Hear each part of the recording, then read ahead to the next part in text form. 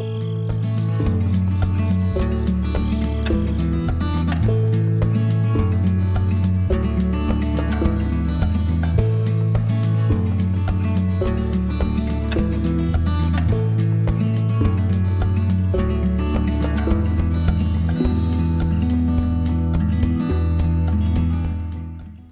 Friends, તમારું સ્વાગત છે મારા કિચનમાં। તો આજે હું તમારી સાથે શેર કરવાની છું નવી રીતે બનતા ખજૂર પાકની રેસીપી। એકદમ માર્કેટ જેવો ટેસ્ટી અને એકદમ હેલ્ધી એવો ખજૂર પાક બનાવીશું, એકદમ સિમ્પલ ઇન્ગ્રીડિયન્ટ્સ સાથે, અને બહુ જ ટેસ્ટી એવો બનશે। તો રેસીપી એકવાર પૂરેપૂરી જોજો, અને જો રેસીપી પસંદ આવે તો વિડીયોને લાઇક કરજો, શેર કરજો, અને આવી જ નવી રેસિપીઝ જોવા માટે અને મને સપોર્ટ કરવા માટે મારી ચેનલને સબસ્ક્રાઈબ જરૂરથી કરજો।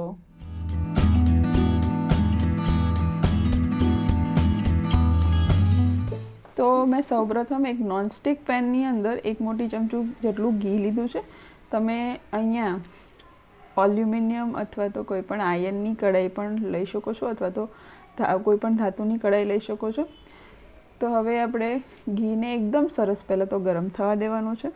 ત્યારબાદ હું અહીંયા 1 કપ જેટલી બદામ લીધી છે મેં, અને એ બદામને મેં એકદમ સરસ ઝીણું કાપી લીધું છે।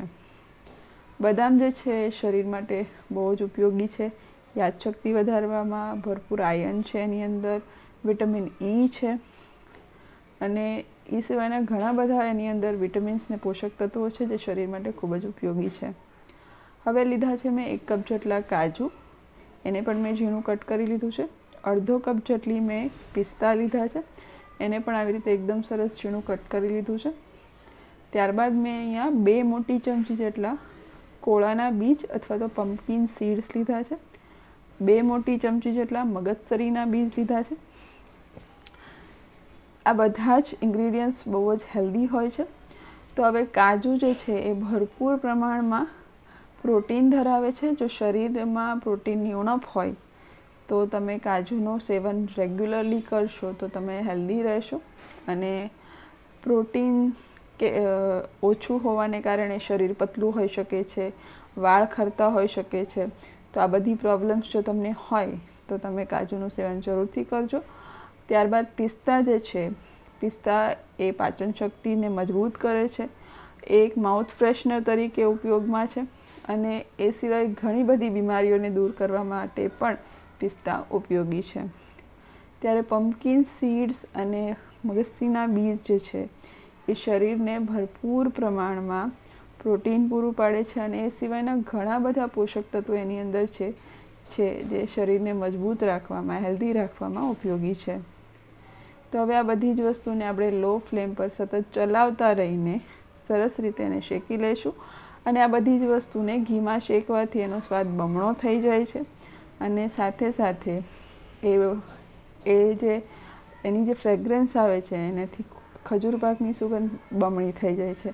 તો એકવાર આવી રીતે ઘીમાં શેકીને જરૂરથી ઉપયોગમાં લેજો, ખજૂર પાકમાં બહુ જ ટેસ્ટી એવું લાગશે। તો હવે આપણે બધા ડ્રાયફ્રૂટ્સ શેકી લીધા છે, એને એક વાસણમાં કાઢી લઈશું। ત્યારબાદ આપણે જે મેઇન ઇન્ગ્રીડિયન્ટ્સ છે આપણી રેસીપીનું, જે ખજૂર, એને મેં આવી રીતે 2 કિલો જેટલો ખજૂર લીધો છે, અને એને આવી રીતે ઠળિયા કાઢીને રાખી દીધું હતું। અને 2 કિલો ખજૂરમાં અંદાજે 250થી 300 ગ્રામ જેટલા ઠળિયા નીકળી ગયા, એટલે તમે અંદાજ લગાડી 1.5 કિલો જેટલો ખજૂરનો પલ્પ બનશે આપણો। તો એક નાના મિક્સર જારની અંદર થોડો ખજૂર એડ કરીને એને ઓન ઓફ કરીને અથવા તો પલ્સ મોડ પર ચલાવવાનું છે, અને એને એક દરદરું વાટવાનું છે। બહુ વધારે પડતું વાટશો તો એકદમ પેસ્ટ થઈ જશે। તો અને આવી રીતે વાટીને ઉપયોગમાં લેવાથી બહુ જ સરસ એનો સ્વાદ આવે છે, અને સાથે સાથે ખજૂર શેકવામાં પણ આસાની રહે છે। તમે જોઈ શકો છો હલકું દરદરું છે, એકદમ મેં પીસી નથી નાખ્યું। તો હવે એને એક વાસણમાં કાઢી લઈશું, અને એવી જ રીતે બધા જ ખજૂરને આપણે પીસી લેવાનો છે। તમે એના નાના પીસ પણ કરી શકો છો, પણ એમાં શેકતી વખતે બહુ જ વાર લાગે છે, અને આ ખજૂર આવી રીતે પીસી લેવાથી એકદમ સરસ રીતે એ શેકાઈ પણ જાય છે, અને એને તમે કોઈ પણ શેપ પણ કરી શકો છો। તો મેં બધા ખજૂરને પીસી લીધું હતું। તો હવે એ જ પેનની અંદર હું એક મોટી ચમચી જેટલા ખસખસને શેકી લઈશ. અને જો તમે ખસખસનું પ્રમાણ પણ વધારવા માગતા હોય તો તમે વધારી શકો છો. બહુ જ સરસ એવો ટેસ્ટ આવે છે ખસખસનો ખજૂર પાકની અંદર. બહુ જ ટેસ્ટી એવું લાગે છે અને સાથે સાથે એ ઠંડક પૂરી પાડે છે, કેમ કે બાકીના ઇન્ગ્રેડિયન્ટ્સ છે એ હલકા ગરમ છે અને ખજૂર તો બહુ જ ગરમ હોય છે તાસીરમાં, અને જે ખસખસ છે તાસીરમાં ઠંડા હોય છે, તો તમે વધારે પણ એનો ઉપયોગ કરી શકો છો. હવે પેનની અંદર 2 થી 2.5 મોટી ચમચી જેટલું ઘી મેં એડ કરી દીધું છે. ઘી એકદમ સરસ રીતે મેલ્ટ થઈ જાય ત્યારબાદ આપણે એની અંદર જે આપણે ખજૂર પીસીને રાખ્યો છે એ એડ કરી દઈશું. હવે આ ખજૂરને આપણે સતત ચલાવતા રહેવાનું છે લો ટુ મીડિયમ ફ્લેમ પર, અને સતત ચલાવતા રહીને એને 10 મિનિટ જેવું એને શેકવાનું છે, એટલે એનો પણ સ્વાદ બમણો થઈ જાય. ઘીમાં શેકીને ખજૂર પાક આપણે બનાવીએ, મતલબ ઘીમાં શેક્યા બાદ ખજૂરનો જે સ્વાદ છે ને એ બહુ જ સરસ આવે છે. તો આપણે અહીંયા બધા જ ઇન્ગ્રેડિયન્ટ્સ ઘીમાં શેક્યા છે, પણ બહુ જ ઓછા પ્રમાણમાં આપણે ઘીનો ઉપયોગ કર્યો છે. તો જો તમે ઓછું ઘી ખાતા હોય તો પણ આ રેસીપી તમારી માટે બહુ જ ઉપયોગી છે. તો આવી રીતે મેં 7 થી 8 મિનિટ જેવું થઈ ગયું અને ખજૂર એકદમ સરસ આપણે શેકાઈ ગયો છે. તો હવે એક વાસણમાં આપણે કાઢી લઈશું. તો હવે આપણે ખજૂરને થોડું પાથરી દઈશું અને હલકું ઠંડુ થવા દઈશું, જેથી કરીને મિક્સ કરવામાં આસાની રહેશે.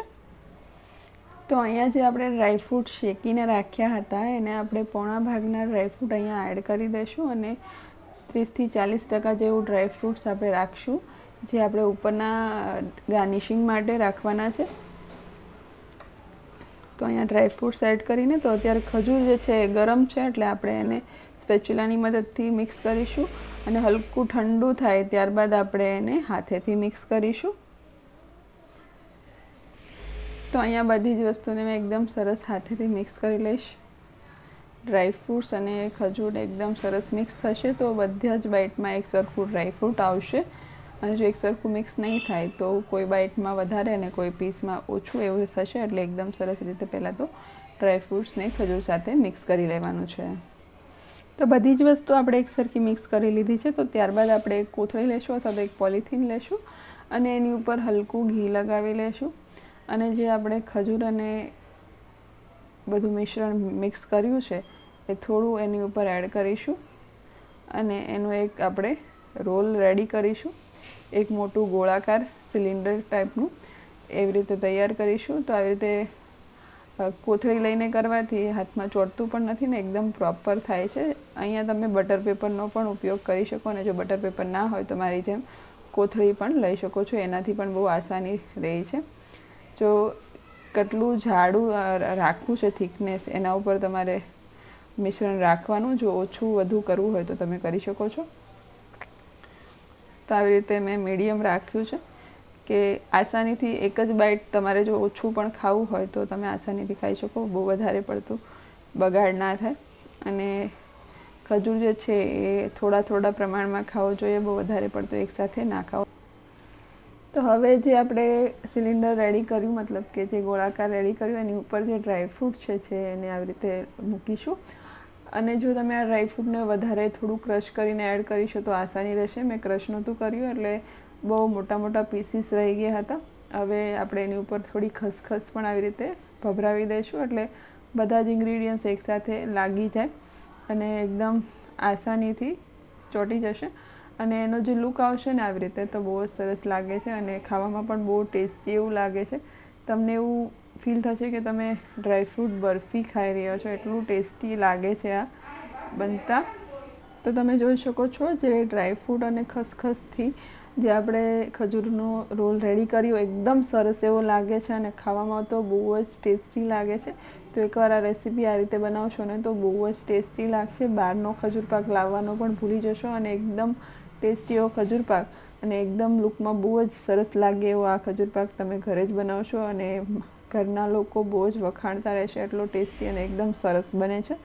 તો આપણો રોલ રેડી છે, અને આપણે એને એક પ્લેટમાં લઈ લઈશું, અને આ પ્લેટમાં રાખીને આપણે એને ફ્રીઝમાં 10 મિનિટ માટે રહેવા દઈશું, જેથી કરીને ખજૂર પાક એકદમ સેટ થઈ જશે ને એકદમ સેટ થઈ જશે ને ત્યારબાદ એના પીસીસ એકદમ આસાનીથી થઈ જશે. તો મેં બાકીનો ખજૂર પાકના રોલ પણ આવી રીતે તૈયાર કરી લીધા છે અને એને પણ મેં ફ્રીઝમાં મૂકી દીધા છે. તો આ જે પહેલાં મેં રેડી કર્યું હતું એ એકદમ સેટ થઈ ગયું છે. તો એને આપણે પીસ કરી લઈશું.